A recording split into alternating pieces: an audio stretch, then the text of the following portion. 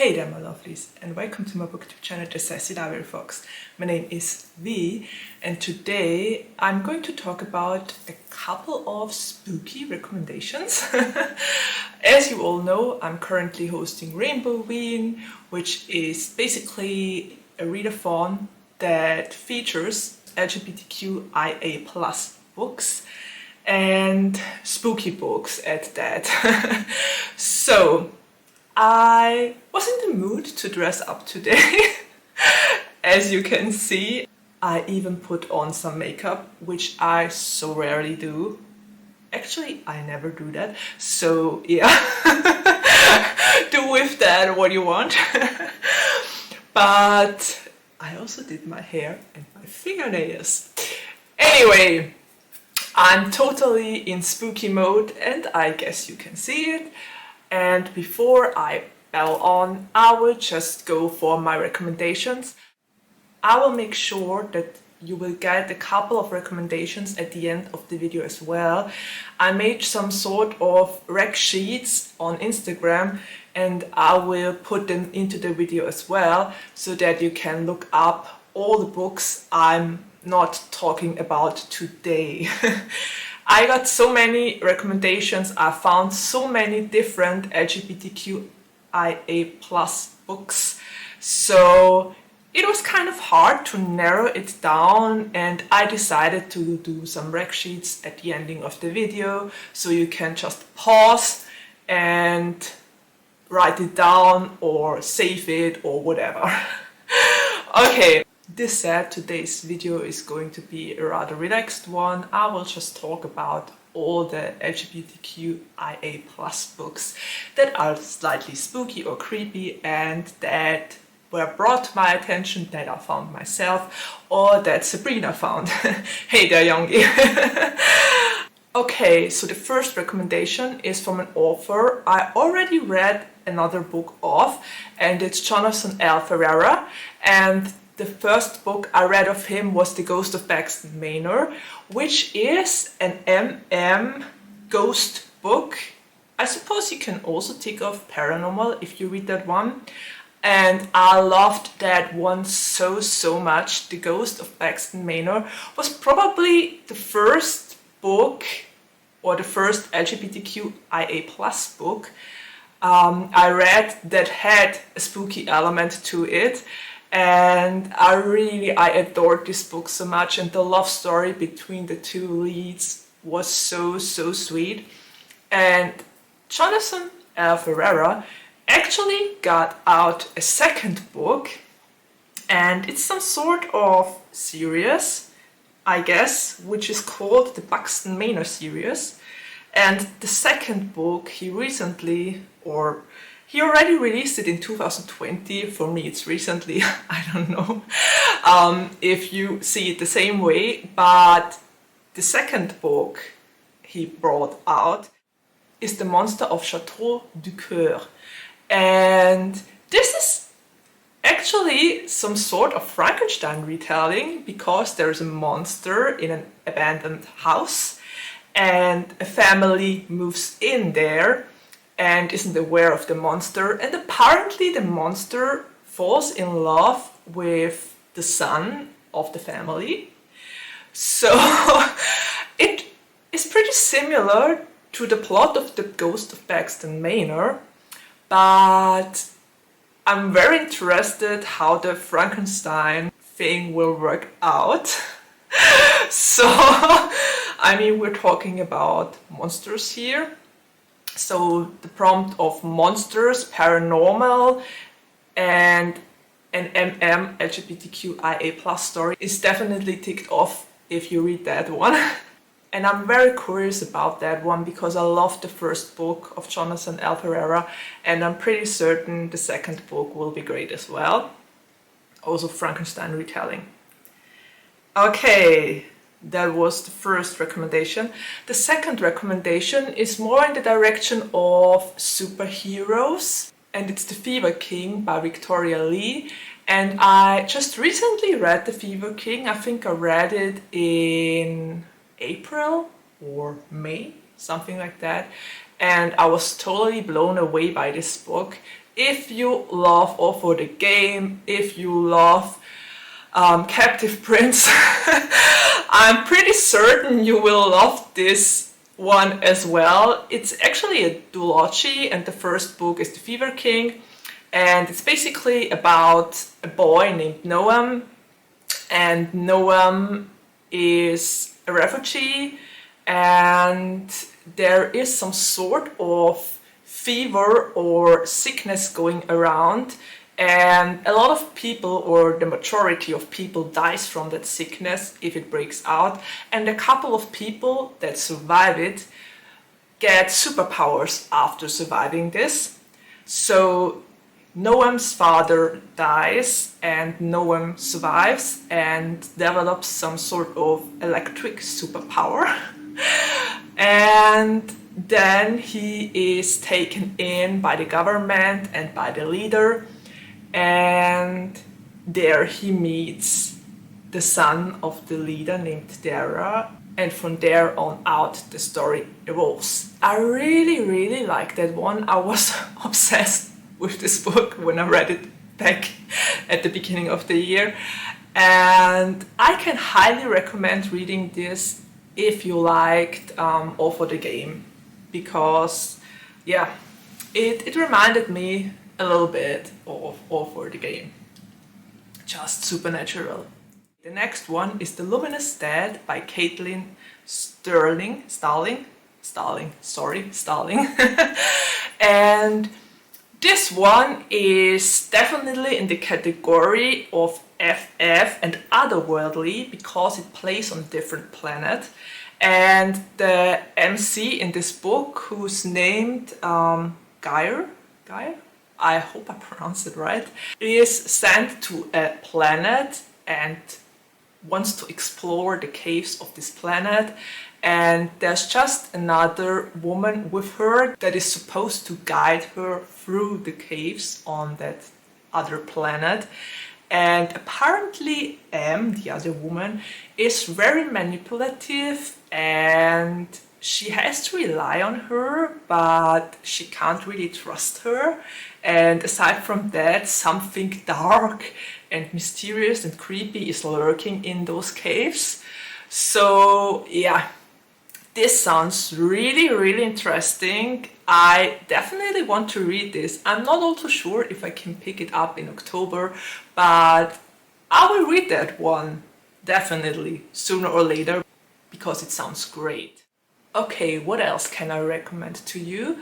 I think the next one will be Summer Suns by Mandelo. This is a story about two boys, Andrew and Eddie. And Andrew and Eddie did everything together. They were best friends. They wanted to go to the same college, and apparently Eddie got there earlier than Andrew, and Andrew was supposed to join him after half a year and to come after him. But then shortly before he arrives there, Eddie commits suicide, and Andrew is left with his grief, with a doormate he doesn't know and doesn't want to have, and apparently also with a phantom that haunts him. I guess this ticks of paranormal and ghosts, and I'm very curious how this book is going to play out because it sounds very interesting. It was recommended to me by Cem. Thank you, Cem. Also, Andrew finds out a lot of things about his former best friend he never knew, and it sounds like this is going into a kind of very dark direction. So this one definitely has me intrigued, and I will pick that one up sooner or later. I'm pretty certain of that. Okay, and another book I want to recommend is Dread Nation by Justina Ireland.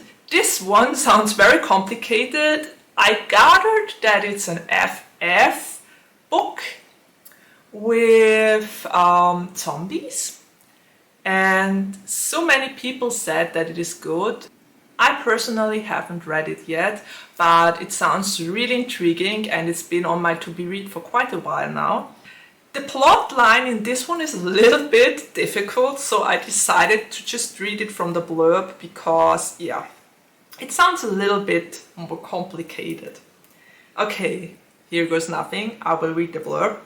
Jane McKean was born 2 days before the dead began to walk the battlefields of Gettysburg and Chancellorsville, derailing the war between the states and changing America forever. In this new nation, safety for all depends on the work of a few, and laws like Native and Negro Re-Education Act require certain children attend combat schools to learn to put down the dead. But there are also opportunities, and Jane is studying to become an attendant, trained in both weaponry and etiquette to protect the well-to-do. It's a chance for a better life for Negro girls like Jane. After all, not even being the daughter of a wealthy white Southern woman could save her from society's expectations. But that's not a life Jane wants. Almost finished with her education at Miss Preston's School of Combat in Baltimore, Jane is set on returning to her Kentucky home and doesn't pay much mind to the politics of eastern cities, with the talk of returning America to the glory of its days before the dead rose. But when families around Baltimore country begin to go missing, oh, now it's getting interesting, Jane is caught in the middle of a conspiracy, one that finds her in a desperate fight for her life against some powerful enemies, and the restless dead, it would seem, are the least of her problems. Okay, that sounds pretty good. I'm very intrigued by this. And this is just another book I will read soon, hopefully. I will definitely put it on my to-be read of 2023 if I don't manage to read it soon. Okay, so what else do I have for you? I have Widdershins by Jordan L. Hawke, and I read Widdershins about 3 years ago. It was a story about a cult and monsters and about two characters that fall in love while they investigate the cult. So that one was really great. It's actually a series. I so want to continue to read this series, but as you know, too many books, too little time. Yeah, I'll hopefully get to the second book in the series one day because I really like the first book.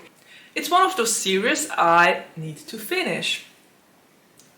And there are plenty of series I need to finish, unfortunately. The next recommendation I have is The Dead and the Dark by Courtney Gould. It's some sort of paranormal FF story, as I could gather from the blurb. It's very highly rated on Goodreads. It has 3.95 stars.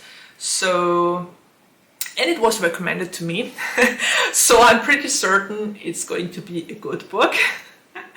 Please take this with a grain of salt, because the books I haven't read yet, I can only recommend because they were recommended to me. So I won't be responsible if you don't like the book. Just saying. Okay, and this one is also an interesting story because apparently one of the MCs is a ghost hunter that moves to a little town named Snakebite, and in Snakebite people are disappearing and the MC tries to find out what happened to them. So it's pegged here as young adult, mystery, lesbian, paranormal thriller, and it apparently also has ghosts in it, at least considering the blurb.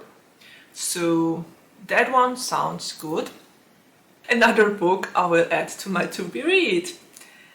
Okay, and the last book I'm going to talk about today is The Witch King by H.E.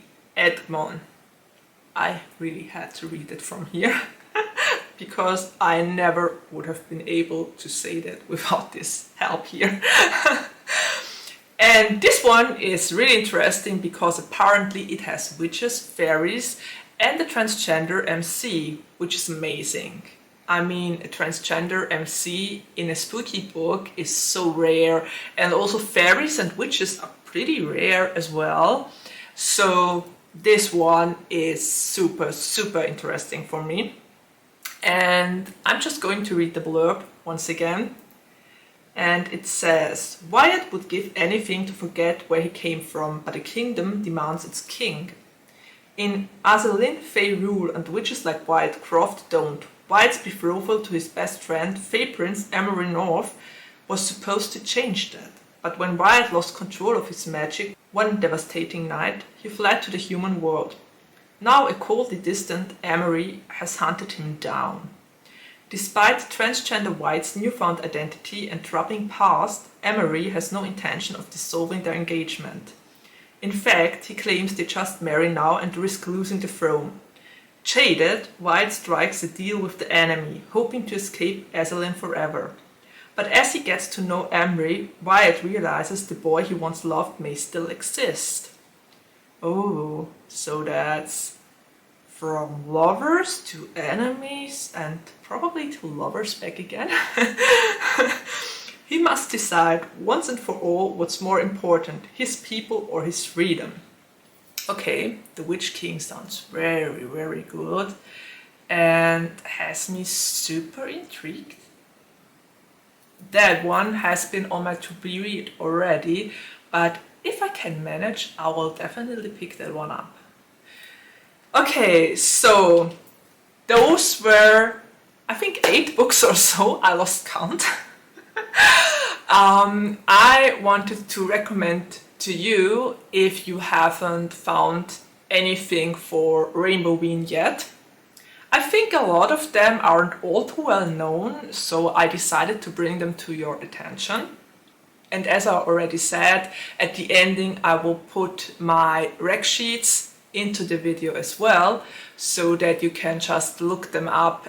I will put the picture of the book and the different genres and prompts those books fulfill.